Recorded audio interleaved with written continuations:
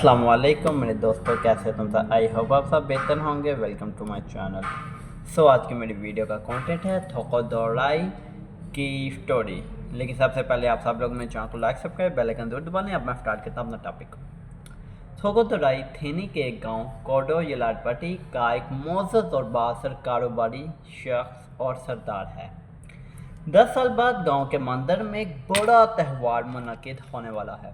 गांव के लोग, दोस्त और खानदान वाले थोको दौराई की बीवी और बेटी को सफ़र के दौरान इसके चचा मैरिट और रोज़मानी इसकी ज़िंदगी पर गुफ्तगू करते हैं और इसके मादी को याद करते हैं।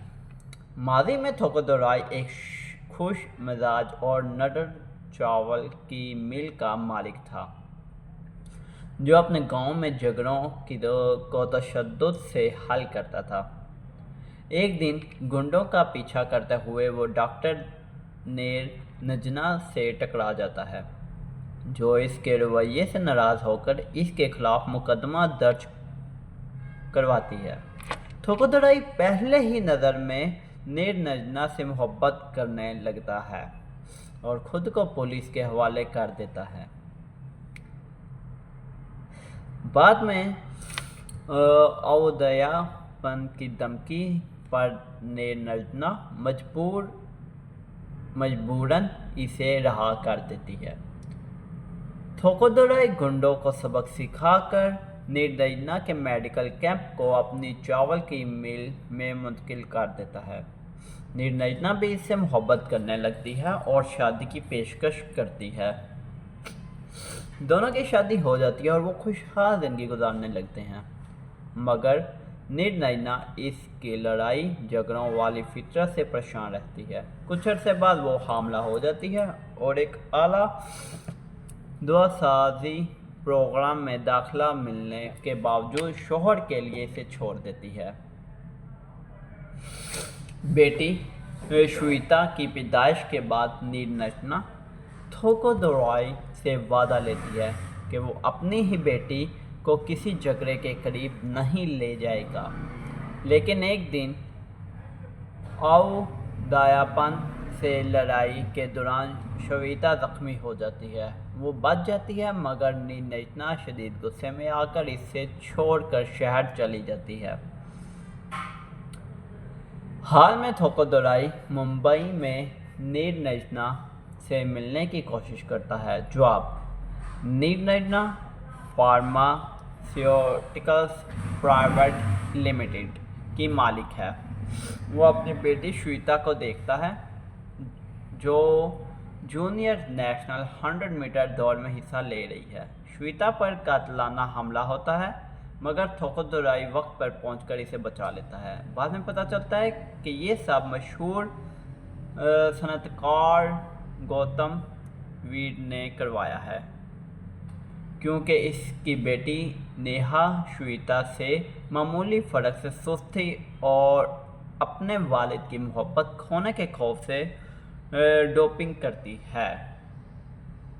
श्वेता सच सामने लाती है तो नेहा शर्मिंदगी से खुदकुशी की कोशिश करती है और मफलूज हो जाती है। गौतम वीर बदले में श्वेता को कत्ल करवाने का इरादा करता है।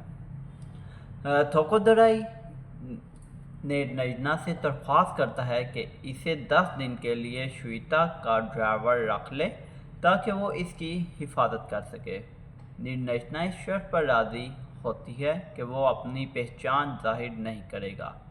थोकोदराई श्वेता के करीब रहकर इसके साथ वक्त गुजारता है और कई बार इसे दुश्मनों से बचाता है। मुकाबले से पहले गौतम वीर जख्मी थोकोदराई पर हमला करता है। इस दौरान निर्दयना श्वेता को बताती है कि थोकोदराई इसका असल बाप है। श्वेता दौड़ के दौरान हौसला खो बैठती है, लेकिन जब थोकोदराई मैदान में आकर सीटी बजाता है तो वो दोबारा ताकत पाती है और दौड़ जीतती है।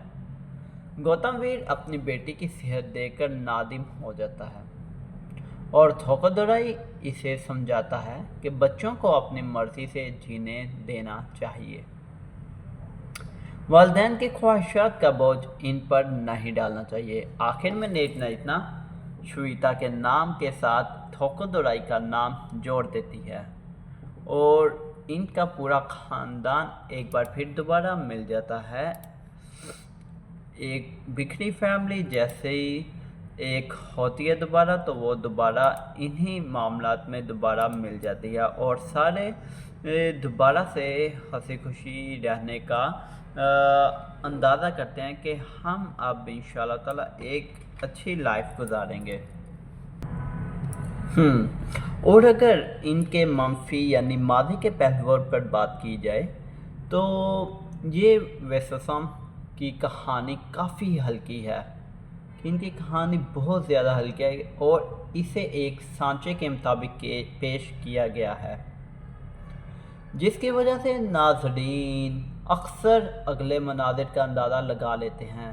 آپ سب کو تو اس چیز کا آئیڈیا ہوگا کہ جب ہمارا ماضی ہی خراب ہوگا، ہمارے ماضی میں کچھ ایسی باتیں ہوں گی کہ ہم لڑائی جھگڑے والے ہوں گے، ہم کچھ ایسی ایکٹیویٹیز میں حصہ لے رہے ہوں گے جس کے اندر ہمیں نقصان ہے، تو جج کرنے والے لوگ بہت ایزیلی ہمیں جج کر لیں گے اور ہم سے ہی کہیں گے کہ یہ آدمی ایسا، یہ ایسے ہم پہ انگلیاں اٹھا کے اور ہمارا آنے والا پہلو خود ہی بیان کر دیں گے، جو ہم نے تو سوچا بھی نہیں ہوگا کہ ہم یہ کرنے والے ہیں، اور لوگ ہم پہ ہی برا بلا کہہ کے ہمیں سائڈ پہ کر دیں گے۔ تو اسی لیے یہ سوچنا چاہیے کہ ہمیں اپنا پہلو اچھا رکھنا چاہیے۔ لیکن یہ ہے کہ اب اس کی سٹوری کی طرف جاتے ہیں، اندازہ لگا لیتے ہیں۔ کچھ کامیڈی مناظر مطلوبہ مزاح پیدا نہیں کرتے، یہ سچ بات ہے، اور ویلن کا کردار بھی کمزور لکھا گیا ہے۔ اگر ویلن کی شخصیت مضبوط ہوتی تو اجیت اور جگپیتی بابو کے درمیان مقابلہ زیادہ دلچسپ ہوتا۔ یہ چیز نے بات کی ہے۔ ویلن کے غصے کی وجہ بھی مکمل طور پر قائل کرنے والی نہیں ہے۔ دوسری طرف ڈی امان کا پس منظر موسیقی مناظر کی شدت کو بڑھا دیتا ہے اور گانے بھی اچھے طریقے سے فلم میں شامل کیے گئے ہیں۔ ویتری کی بصری تخلیق فلم کے مناظر کو مزید بہتر بناتی ہے اور اجیت کی سٹارڈم کو اجاگر کرتی ہے۔ گانے کی تصویر بندی باپ اور بیٹی کے جذبات کو خوبصورتی سے دکھاتی ہے۔ دوسری طرف ڈیما کا پس منظر موسیقی مناظر اور کو شدت کو بڑھا دیتا ہے اور گانے بھی اچھے طریقے سے فلم میں شامل کیے گئے ہیں۔ ویتری کو بصری تخلیق فلم کے مناظر کو مزید بہتر بناتی ہے اور اجیت کو سٹارڈم کو اجاگر کرتی ہے۔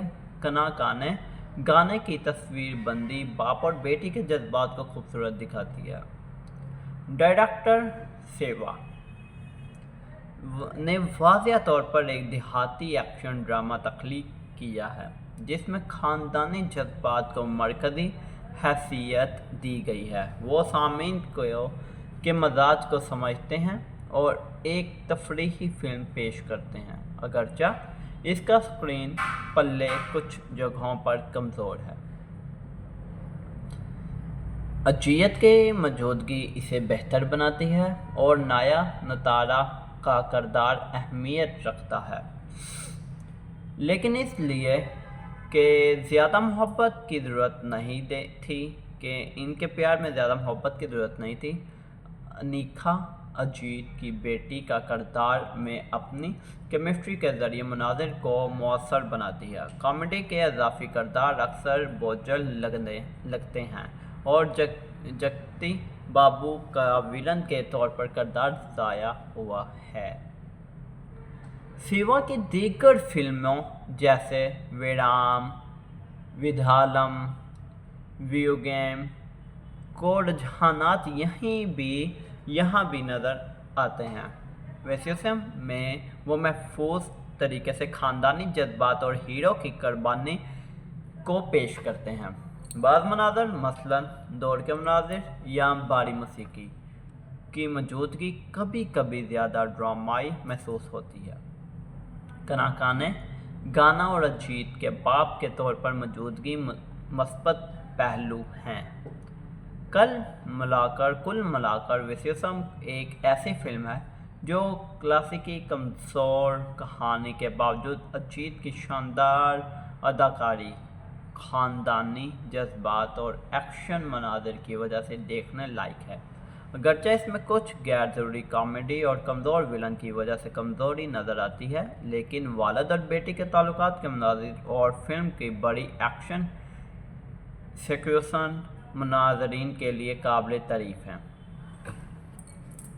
اگر چاہیں تو میں اس پورے تجزیے کو صرف اردو میں مختصر اور جامع ریویو کی شکل دے دوں تاکہ آسانی سے سمجھا جا سکے کہ میں وہ کر دوں۔